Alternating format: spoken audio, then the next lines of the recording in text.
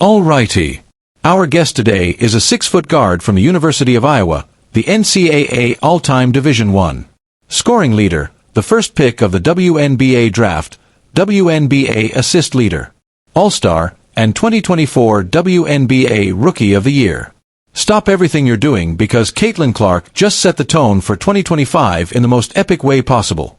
The basketball superstar, the queen of clutch and face of the sport, kicked off the year as the first guest of the year on the New Heights podcast.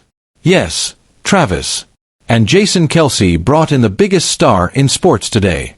And Caitlin did not hold back. From jaw-dropping career revelations to her mindset after this unforgettable season, this interview is packed with moments that will leave you speechless. She's the most requested guest in the history of our show. And the Time Magazine Athlete of the Year, Miss Caitlin Clark. Please welcome everyone. But wait, what's Caitlin's take on the pressure of being a sports icon? What's next for her skyrocketing career? And why is everyone buzzing about that one? Comment she made about the NBA. Sit tight because we're breaking it all down right here, right now. Are you ready?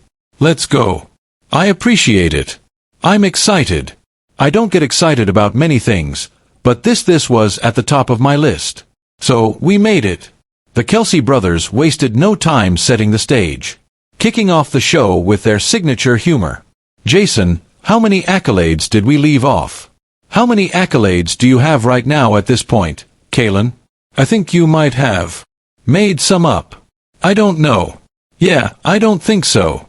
I'm pretty sure I'm not.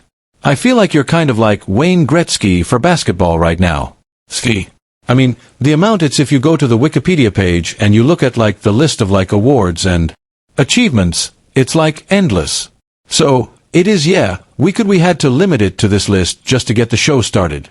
I appreciate it. Thank you. And guess what? Jason was not exaggerating there. She achieved at least 40 records and honors during her senior season at Iowa and broke a staggering 62 records during her freshman WNBA season. This doesn't even include all her accolades during her first 3 years of college. The entire list is so long, Wikipedia decided to create a separate page for Caitlin's records and achievements. Is there any accomplishment, I guess, of all these accolades that has meant the most to you? Oh gosh, that's a good question.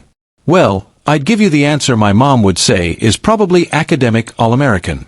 She was proud of me for being a good student in college. So, that's answering. I did all right in school, so hung in there. But other than that, I mean, they're all cool, but you don't really care. It kind of just comes with it. Comes with having fun. And Caitlin then shifts gears, bringing a heartfelt moment to the conversation. She shares how her mom is over the moon about her being named an academic All-American, a title that to her family means just as much as her dominance on the court. Caitlin explains that all these accolades are just byproducts of putting in the work and genuinely enjoying the game, breaking records. That was never her aim, but then comes the gold. Caitlin opens up about what she thinks is her coolest achievement so far. The Time Athlete of the Year was cool, too. Just because you see the list of like all the athletes that they've had prior to me, and a lot of those people I idolized growing up, and LeBron's been the only other basketball player. So, and it's cool as a woman, like they haven't had many females on the cover, too. So, for women's sports, it's kind of special, but, you know, just kind of comes with playing the game and having fun, as you guys know. Ever humble, Caitlin gracefully brushes aside the spotlight on her Time Athlete of the Year honor. For her, it's not just a personal accolade. It's a win for women's sports as a whole. She emphasizes how this recognition shines a light on the progress being made across the board from packed arenas to skyrocketing viewership. Caitlin's perspective is clear. It's bigger than her. And that humility is exactly why she continues to be such a beloved figure on and off the court. That's right. How long have you been a part of the kingdom? I'm sorry, Jason. You can apologize to me. I'm honorary member. I'm a Midwest kid.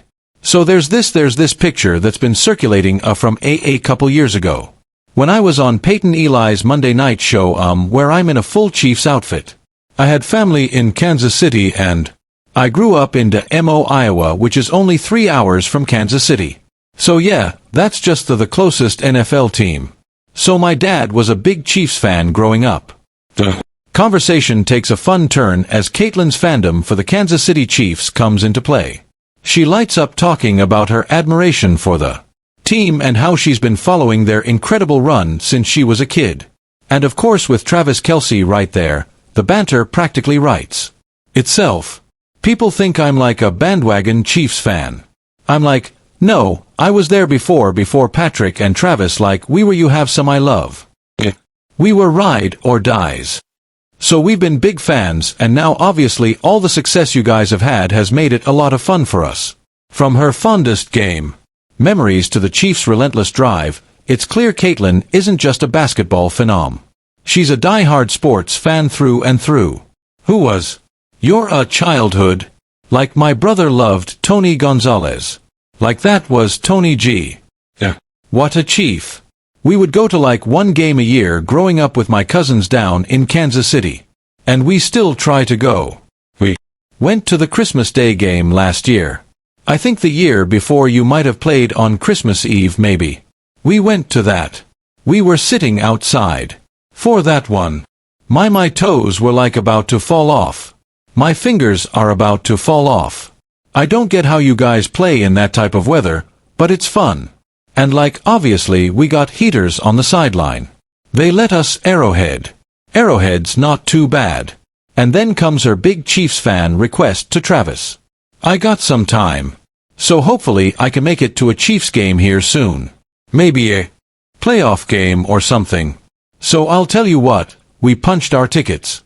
So we're going to at least have, I would assume we at least got one at Arrowhead, but you know you're invited to them all. So, alright. Appreciate you guys. Thank you so much. And she's right. Here's Caitlin talking about her Chiefs fandom as a child. No, it was always a big deal. My dad always had them on whether we were in the basement, whether we were upstairs. A lot of times my family would be cooking.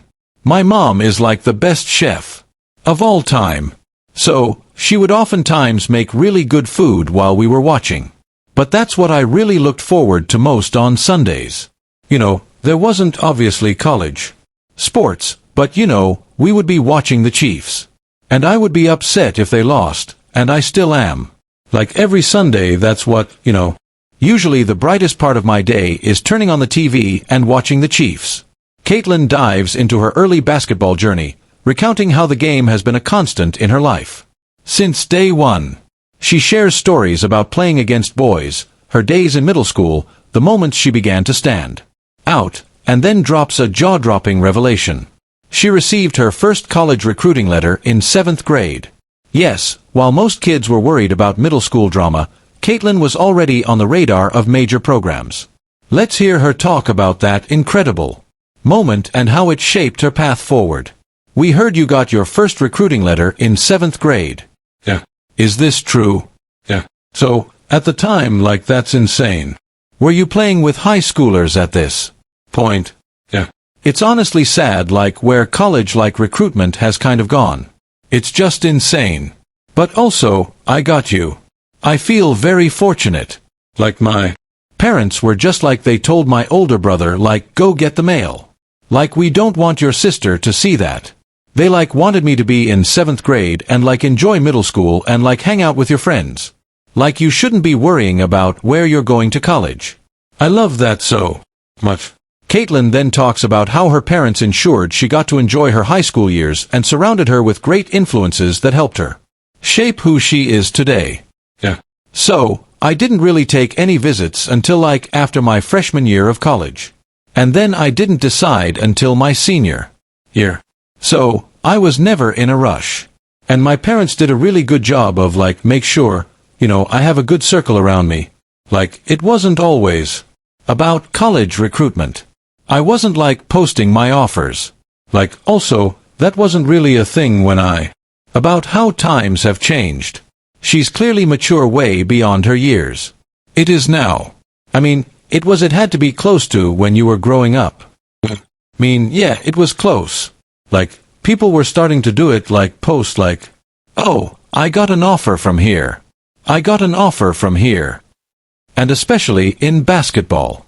Now, it's all you see on social media. It's like only people talk about. It's crazy. But obviously times have changed too. But oh, times have changed. Yeah, it's 7th grade was wild. And I was playing up like 2 years, so I was playing with high schoolers. But yeah, I didn't really think anything of it. Like I was just going out there and hooping, having fun, and it's kind of just what came with it. Caitlin reflects on her rookie season, a delicate balancing act between blending in with her team and standing out as a player destined for greatness. She explains how she navigated the challenges of stepping into a competitive environment while staying true to her style of play. It's a fascinating look at the mindset of an athlete who knows when to lead, when to listen, and how to elevate the entire team without overshadowing the collective effort. And you come in as a rookie and you said, you're trying to figure out a new environment, new teammates, you don't want to say too much. You don't want to say too little, and it's just so hard. But in my scenario, and obviously you guys too, you're already highly thought of. People are turning to you to be something. Or be someone. So it's hard you're trying to get your feet wet, but also not do too much. And I think that's kind of what I struggled in early on, is I don't know what to say. Don't know how to say it. I don't know how they're going to react. Caitlin takes a moment to shine the spotlight on her veterans and teammates, giving them full credit for helping her transition smoothly into the game at the next level. She speaks with gratitude about how their guidance, encouragement, and shared experiences helped her find her footing. For Caitlin, it's clear that while her talent is undeniable, it's the support of those around her that has truly made the journey so rewarding. For not knowing, you nailed it. Yeah. But also I had a lot of really good vets around me too. So I feel very grateful for that. And we had a fairly young team too. So people had been through it fairly recently, so they knew how I felt. But I feel that definitely is a huge challenge. And that goes for whatever professional sport. You're trying to learn, but also people are looking at you you got to perform and be what they drafted you to be. Remember this scene with Aaliyah Boston during her first game against the Connecticut Sun? And I love Aaliyah Boston pouring into this young rookie. It's supposed to be hard. This is an adjustment period. And Aaliyah making sure that her rookie knows we have your back. Or how about when Erica Wheeler embraced Caitlin from day one? For me, I just wanted to get ahead of it because I know this transition is tough. Just being undrafted and being a rookie, it's very unlikely that a vet, just take you in when you got the same position. These are the kind of veteran leadership that helped Caitlin grow during